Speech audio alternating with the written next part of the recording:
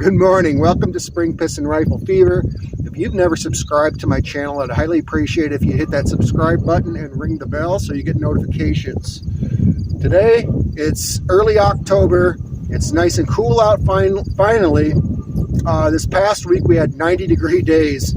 So today it's not supposed to hit above 70. It's supposed to be below 70, so it's very nice. It's quite breezy out here. So I'm out with a Gamo ACCU air rifle here that I have from Scott McGee, also known as Gary Ports. I did not know this. He is a professional wrestler, an amateur wrestler from Florida, and I hope that he's doing okay. I have not heard a word from him since he sent this to me in a Gamo swarm bone collector. I shot the bone collector a little bit and I wasn't sure if it was breaking the scope or not, so I took a break from that, and I might even take the mechanism off it. It's also dieseling a lot. There's smoke coming out of the barrel, so I think at the Gamo factory they must have put a lot of grease in there. That was shooting about 22 foot-pounds of energy. It was spitting Crossman Premier hollow points out in the 830 feet per second range. This Gamo ACCU is actually producing 15 foot-pounds of energy, which is not a weak rifle. Many Americans think that because a rifle doesn't have this 20 plus foot-pounds of energy or 30 foot-pounds of energy, it's a weak rifle. It doesn't take much energy to hunt with. One of the speed considerations, at least in South Dakota, is the wind. And this shoots plenty fast for hunting at close range, anything within 30 yards, maybe 40. I've just been testing it for a little while.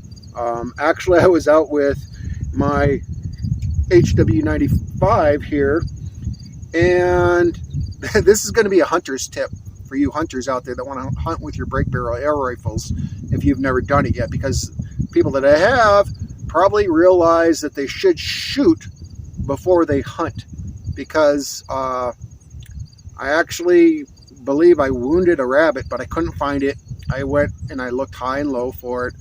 Then I did some shooting after that, and my shot groups, well, there was no groups. I was just missing my target. And then I put a piece of cardboard down and I got it more on target. I took it out here and it's even more on target now. But I think what happened is, or happens, is when a barrel sits for a long time, and plus you have the piston and everything, you need to warm it up. If that makes any sense at all, you need to warm up your rifles so they shoot better. So we're going to be using the H&N Field Target Trophy pellets. These are a 5.54 head size. We're shooting at 23 yards. We have plenty of wind. I'm sure you're going to hear it in the video, especially if you watch this on a TV with a good sound system. It seems to pick up the more wind versus the phone cameras. I chronographed this Gamo ACCU. I don't know if I called it CFX. I know I did earlier, but it's a Gamo ACCU. Apparently it was an earlier version of the what they came out with recently with a Gamo CFX, which a lot of people had a problem with. This came to me from Scott with no butt pad on it. So I borrowed the butt pad off my Gamo varmint here.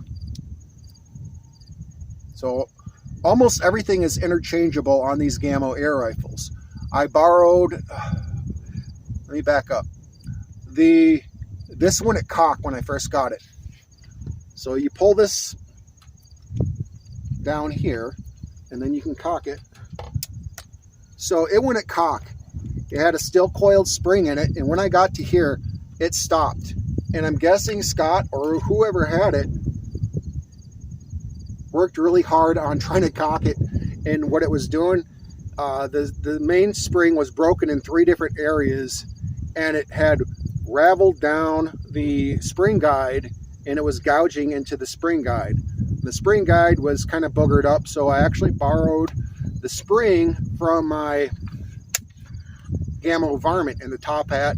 I put all that stuff in there, and I had it out shooting. It was like 35-mile-per-hour wind that day, and I was getting close to 1-inch shot groups with the H&N Field Target Trophy pellets, but I had the SAT trigger in it, smooth action trigger, which I have heard that is actually this Gamo standard trigger. They just made it look fancy.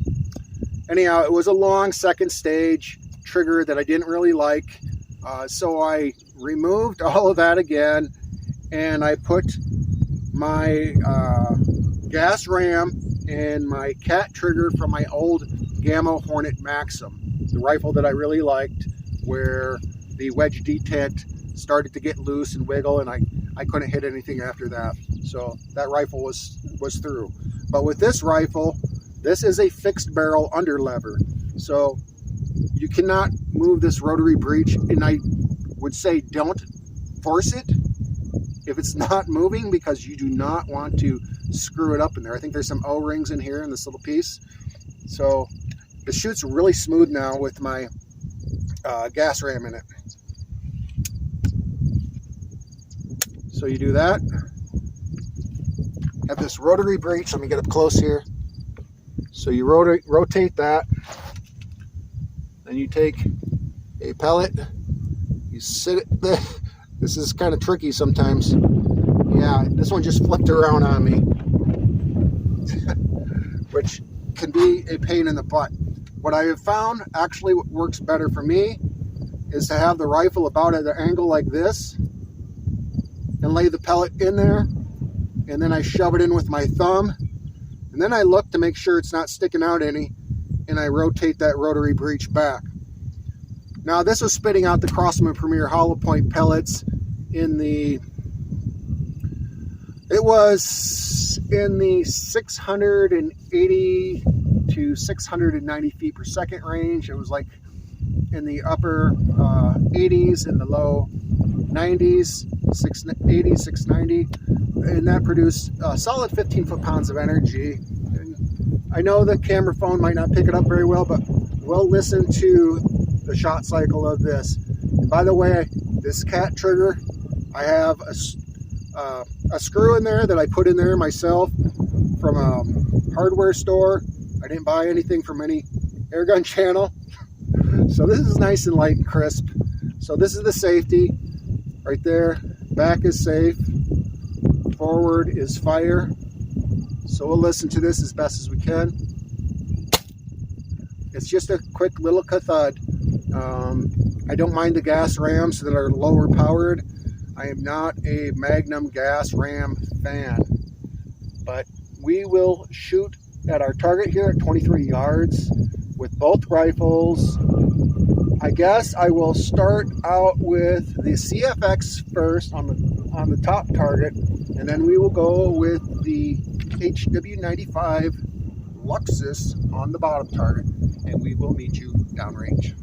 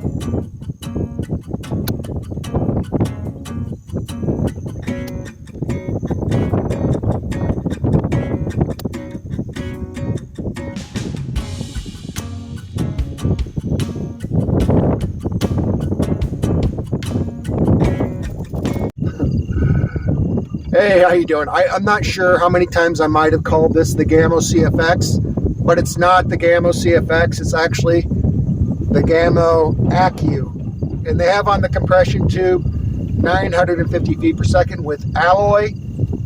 I don't shoot alloy. I shoot lead, so it's going to shoot slower. I think it's almost like false advertisement. My older brother I was visiting with him the other day, and he was asking me how fast my air rifle shot. And for a lot of novice people, and this is not speaking down to anybody at all, that's all they know. And when I bought my Gamo Hornet Maxim and I saw 975 feet per second on the compression tube, and I was like, whoa, that one is for me.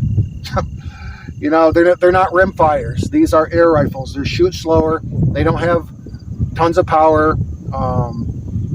It's way less than that. Yeah, some PCPs are more powerful and close to 22 rim fires, and maybe even exceed some 22 rim fires that are lower power ones. So, but that's not what this is about. This is about testing out two fine break barrel air rifles. I did pull one shot with this, with my HW95, and the pellet went low, so I took another shot to get my shot group with that. The pellet went in extremely hard. All the pellets were going in very hard. The head size is 5.54. It really wrecked my thumb getting the pellets in there. Both rifles did similar. I don't believe I took one extra shot with the ACCU. I probably should have to make it more fair. But I'll show you what we did here. And actually these shot groups are really good. So there's my finger, and see how that covers that up? Here's the HW95. These are not big shot groups. Here's my dime. I'll get a dime on here for size reference. That dime covers up the ACCU shot group. There was one out to the side here, and then the HW95, the dime pretty well covers up that entire shot group. I had one flyer down here at the bottom, one flyer out the side there for the ACCU. So both were good. I think the ACCU was actually a little tighter, but a little longer. It's just a different shape shot group actually. So both were very tight. If you can get a hold of an ACCU at a decent price, or whatever price you think it's valued to you, you can get one, I guess. You got to be paying attention to online auctions and things like that. Some people ask what these scopes are that I'm using on here on my rifles. This is a Leapers 3-9x40 AO. I got this when they were relatively inexpensive for 75 bucks.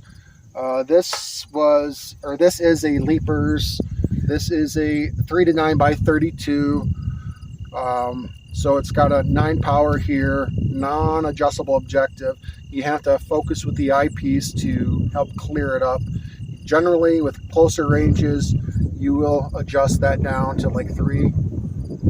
I have it set like right in the middle, like on 6 power, which works pretty good for me. But that's about it with that. I think I've covered everything that I can think of. One person said on my post that the ACCU was very consistent with feet per second. What I think is happening with some air rifles, people get these from the factory, then they get a chronograph, and they run pellets through there, and they get wild numbers. What's happening is that there's too much factory lube inside the air rifle.